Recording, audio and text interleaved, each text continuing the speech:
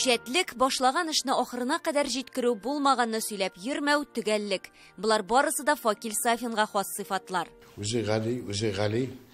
Аны сүзләр белән әйтеп бетерә торган инде. Ул кешелекле дә, ярдәмчел дә. Менә шаллы язучыларын күрү башланды менә Факил абый төнебезне алга төшү. Аның шым мәгънәсендә тырыш кеше икәнлеген, булдыклы кеше икәнлеген, җыр телле икәнлеген.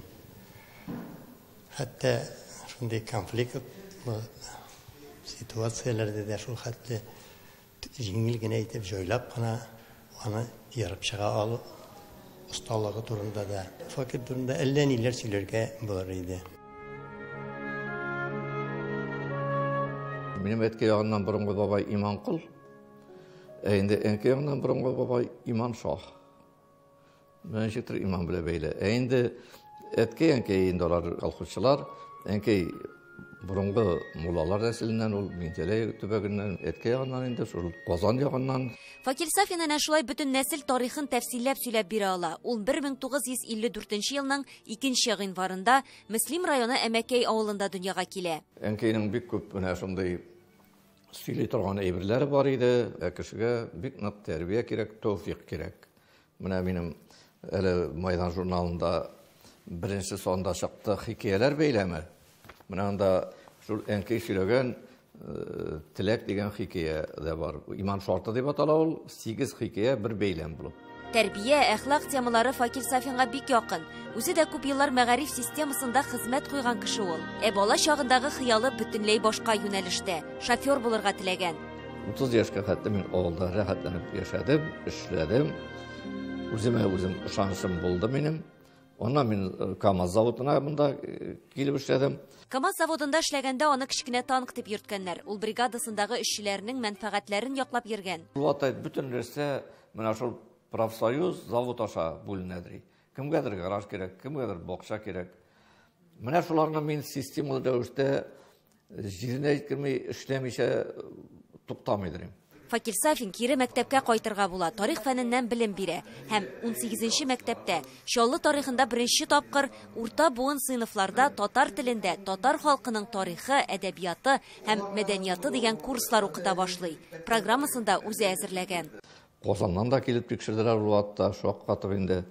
Ул программаларны алып киттеләр дә, үзләренә китеп бастырып та чыгардылар.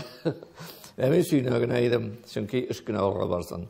Факил Сафин татар дип кычкырып йөрүче түгел, бу юнәлештә җиң сызганып эшләүче. 1990 елларда мәйданнарда торучыларның берсе. Без инде эшләдек бит инде Разил Айвалиевлар, Туфан Айбинуллиннар белән, үзебезнең Фәндә Сафиуллиннар белән дә бик күп очрашулар булды, сөйләшүләр була торган иде. Һәм без менә бик безнең мәгариф системасы өчен кирәк булган милли төбәк компоненты барлыкка килде. Без татарлар, башка халыклар кебек бик көчле, булдыклы халык дигәнне без инде үзебезнең менә шул мәгариф системасында кертү юнәлешендә бик күп эшләр эшләдек. Факил Сафин рухи мирасны өйрәнү фәнни методик үзәге оештыра, Чаллыга килеп эшләгән шәхесләрнең хезмәтләрен барлау, туплау, бу хакта мәктәпләргә, балалар бакчаларына җиткерү буенча эш башкарыла. Нәкъ шул вакытта мәктәпләрдә әдәби түгәрәкләр кирәклегенә дә төшенә ул. 2нче гимназиядә, 52нче мәктәптә балаларның иҗат үзәгендә мин иң беренче балалар иҗат түгәрәкләре оештырып, шигырьләр, хикәяләр, әкиятләр яза башлап, язабыз, аны бастырырга кирәк. Һәм мин үзебезнең җитәкчеләр каршына балалар газетасы бастырып чыгару мәсьәләсен куйдым. Балалар өчен Көмеш кыңгырау газетасын булдыралар. Гомумән Чаллыда милли матбугатны үстерүгә бик зур өлеш кертә Факил Сафин. 1990 елларда Таң йылдызы дигән газета чыгара башлыйлар. Аргамак журналында җаваплы Сәркатип була. Аннан Фән һәм мәктәп дигән журнал оештыра. Чаллыда чыгып килүче Мәйдан журналының башында торучы да Факил Сафин. Мөхәррирлек эшен башкаларга калдырган. Ул һәр вакыт үз урынына кешеләр әзерли. Факил абый инде ул бу Чаллы төбәгендә гомумән үзенең мәктәбен булдырган кеше дип әйтер идем. Чөнки менә балалар бакчаларыннан алып инде олы яшьтәге каләм тибрәтүчеләргә кадәр һәр берсе onun genişesinde. Кай вакыт бик күңел төшкән вакытлар да була. Кай вакыт үзеңнең сүзең, иҗатың кирәк түгел кебек тоела башлаган чаклар да була. Менә нәкъ шундый вакытларымда Факил абый чакырып алып, шул редакциядә эшли башлап, үз канаты астына алып, үсендереп дип әйтим инде. Иҗатка кабат кайтарган кеше Факил абый. Менә 20 гасыр башында булган мәгърифәтчеләр миссиясын дәвам итүче шәхес минем өчен. Ул 21 гасырның мәгърифәтчесе. Факил абыйның аның улларга да, кешеләргә дә булган ихтирамы, хөрмәте һәм бер кайчан да битми торган юмор хисе. Аны үзенә һәр вакыт кешеләрне тартып тора торган шушындый бер матур сыйфатының берсе дип күрәм мин. Факил Сафинның иҗат белән кызыксынуы 5нче сыйныфта башлана. Кар явуын тәрәзәдән карап утырганда күңеленә шигырь юллары килгән. Ул киң кырлы язучы, шигырьдән тыш хикәя, повесть, роман да иҗат итә, балалар өчен дә яза. Моңа өстәп кайберәүләр алынырга да курыккан темаларга иҗат итә. Чечня сугышы, репрессияләр чоры, халкыбызга татырга туры килгән аяныч хәлләр аның күз уңында. Факил Сафин репрессияләр чоры турындагы саташып аткан Таң роман трилогиясе өчен Тукай премиясе алды. Барысы да аның янына бер кешенең килеп, үз тормышы турында сөйләвеннән башлана. Ул Факил Сафинга бу хакта роман язды. Кая инде абзый, мен роман язып утырыйм. Шул менә башка кирип калды. Һәм мин бу теманы өйрәнә башладым. Бу кеше Әхмәт Сафа Дәүләтяров дигән кеше. Шактый кызыклы кеше. Onlar dövrünü öğrene başladım. Onlar arxivlarga yol açıldı. Milli arxivga, Tatar Qargalısı Aribur ülkelerinde, Rezan ülkelerine barıp çıktık. KGB arxivinde işlep aldım. Күптән түгел генә менә аның иҗат кичәсенә әзерләнгәндә Галәм күзе дигән китапны, Сер дигән шигырьләр китабын, Саташып аткан Таң романын миңа кабат күздән кичереп чыгарга туры килде. Һәм мин янә шаккатырга мәҗбүр булдым. Факил абыйның күңелендә иң беренче чиратта кешеләргә булган ярату яши дияр идем мин. Сез аның Гөлҗиһан әсәрен укыгансыздыр. Биек тауның башларында әсәрен укыгансыздыр.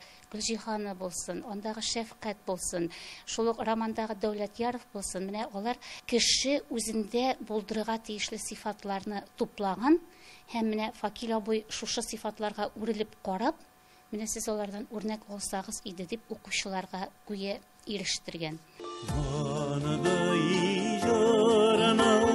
Шунысы кызык, Факил Сафинның күңелендә җыр моңга да урын бар. Ул 200дән артык көй иҗат иткән. Нәрсә языйм дип уйланып ятканым юк ди. Иң мөһиме тылынык. Факил Сафинның хатыны Ләйсирә дә Мөслим районы кызы. Алар 48 ел бергә. Бер ул, бер кыз тәрбияләп үстергәннәр. Әтиң безне кичкенәдән уйлый белергә өйрәтте. Үз көчебезгә ышанырга кушты.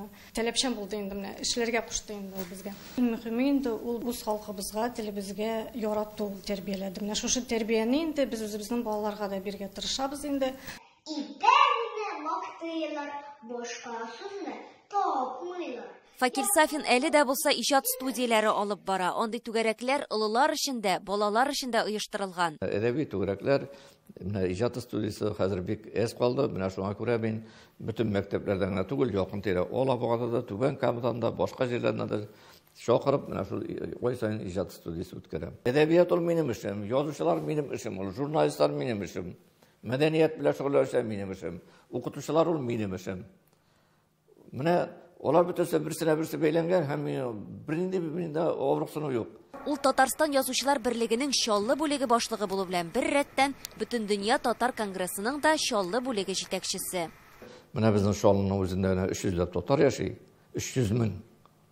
Ул бик зур көч. Үзенең рухи тормышын алып барырлык. Менә татар конгрессы тарафыннан да бик матур эшләр, иң беренче гореф-гадәтләрне кайтару.